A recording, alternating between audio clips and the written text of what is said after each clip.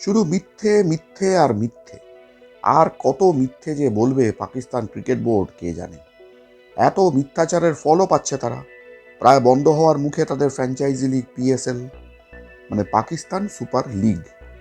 ভাবতে পারেন, একটা আন্তর্জাতিক টি-20 লিগ শুরু হতে চলেছে, কিন্তু স্টেডিয়ামে থাকবে না কোনো দর্শক, উদ্বোধনী অনুষ্ঠান বাতিল, 6টা শহর থেকে ম্যাচগুলো সরিয়ে আনা হচ্ছে মাত্র 2টো শহরে। আর তারপর সোশ্যাল মিডিয়ায় শুরু হলো তুমুল ট্রোলিং। অনেকে তো সরাসরি নামই বদলে দিয়েছে। এখনো পুরো বন্ধ হওয়ার ঘোষণা হয়নি, সবে ঘোষণা হয়েছে মাত্র 2টো ভেন্যুতে গ্যালারি ফাঁকা রেখে হবে ম্যাচগুলো। বাতিল করে দেওয়া হয়েছে ওপেনিং সেরিমনিও। এমনই ম্যাড়মেড়ে হতে চলেছে পাক ক্রিকেট বোর্ডের স্বাদের ও গর্বের লিগ, যা নিয়ে তারা নাকি আইপিএল এর সঙ্গে পাল্লা দেওয়ার কথা ভেবেছিল। না হলে কেউ আইপিএল এর সময় লিগ শুরু করার কথা ভাবতে পারে?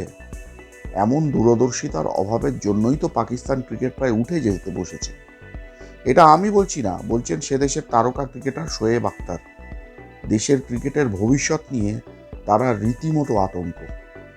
আইপিএল এর সঙ্গে পাল্লা দেওয়া তো দূরের কথা, বিসিসিআইয়ের কাছে একের পর এক থাপ্পড় খাচ্ছে পিসিবি। পিএসএল থেকে ক্রমশ নাম তুলে নিয়ে আইপিএলে চলে আসছেন ক্রিকেটাররা।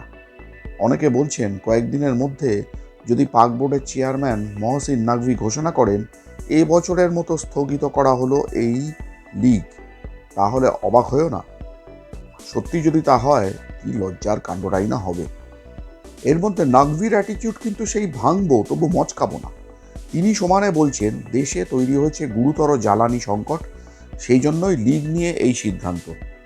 সবাই নিশ্চয়ই বুঝতে পারছো এই সংকটের পেছনে রয়েছে মধ্যপ্রাচ্যের রাজনৈতিক উত্তেজনা, বিশেষ করে ইউনাইটেড স্টেটস, ইসরায়েল এবং ইরানকে ঘিরে তৈরি হওয়া সংঘাতের কারণে বিশ্বজুড়ে জ্বালানি সরবরাহের সমস্যা তৈরি হয়েছে। এরই প্রভাব পড়েছে পাকিস্তানেও। প্রভাব পড়বেই। সে দেশের সরকার দেশ জুড়ে কড়া ব্যবস্থা নিয়েছে।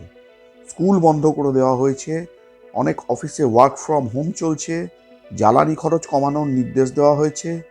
এই পরিস্থিতিতে পাক প্রধানমন্ত্রী দেশের মানুষকে খুব প্রয়োজন না হলে ভ্রমণ সফর এসব না করার পরামর্শই দিয়েছেন। আর সেই কারণেই পিএসএল ম্যাচগুলোতে দর্শকদের মাঠে আসতেও বারণ করা হয়েছে। ভাবখানা এমন, শুধু মাঠে এলেই যেন গ্যালন গ্যালন জ্বালানি পড়ে, অন্য কোনো কাজে গেলে একটুও জ্বালানি লাগে না।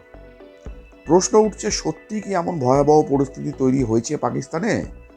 আর কেনই বা এই সিদ্ধান্ত নিতে হলো? নকভি ও তার সাঙ্গপাঙ্গরা বলছেন ফুয়েল ক্রাইসিসের জন্যই এভাবে লিক করতে হচ্ছে, কিন্তু একবারও বলছেন না যে আফগানিস্তান থেকে সমানে পিএসএল এর ওপর হামলার হুমকি আসছে তাদের কাছে।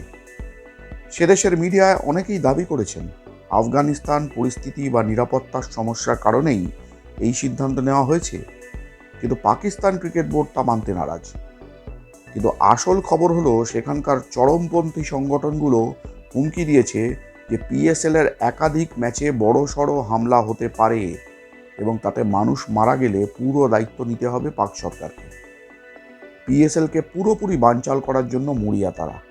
হবে নাই বা কেন, সপ্তাহখানেক আগেও তো আফগানিস্তানে হামলা চালিয়েছে পাক সেনাবাহিনী। তারই পাল্টা আঘাত পিএসএল এর ওপর এসে পড়তে পারে, এমনই খবর পাক সরকার নাকি পেয়েছে তাদের গোয়েন্দা সূত্রে। এই খবর ফাঁস হওয়ার পরেই অস্ট্রেলিয়া সরকার তাদের দেশের ক্রিকেটারদের পাকিস্তানে যেতে বারণ করে। একে একে আফগানিস্তান সহ অন্যান্য দেশের ক্রিকেটাররাও নাম প্রত্যাহার করতে শুরু করে। শ্রীলঙ্কার দাসুন সানাকা সেখানকার লাহোর কালান্দার ছেড়ে রাজস্থান রয়্যালসে যোগ দিয়ে যেন হাঁপ ছেড়ে বাঁচেন।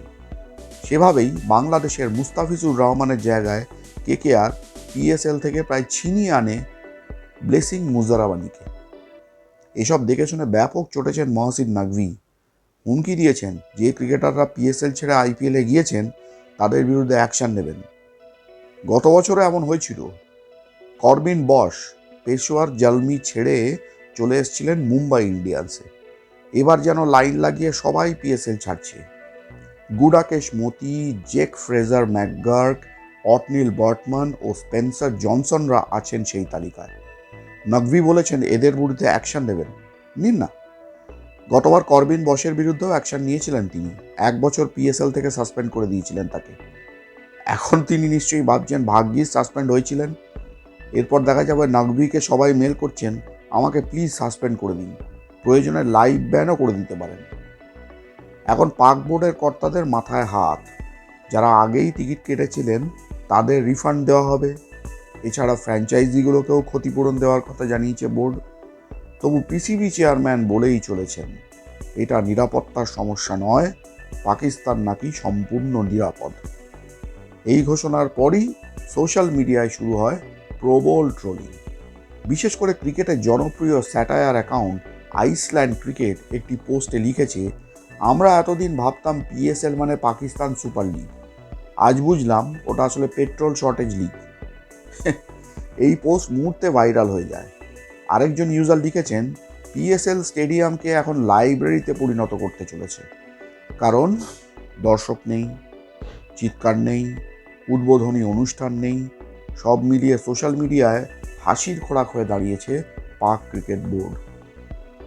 যাই বলো, পরিস্থিতি কিন্তু বেশ গোলমেলে। একদিকে ঠিকঠাক লিগ শেষ করার টেনশন, অন্যদিকে ফাঁকা স্টেডিয়ামের লজ্জা, তার ওপর আবার সোশ্যাল মিডিয়ার ট্রোলিং সহ্য করতে হচ্ছে। সব কিছুতেই জর্জরিত পাক বোর্ড। এখন দেখার বিষয় এই সংকট কিভাবে কাটে এবং পিএসএল ফের মাঠে দর্শক ফিরিয়ে আনতে পারে কিনা।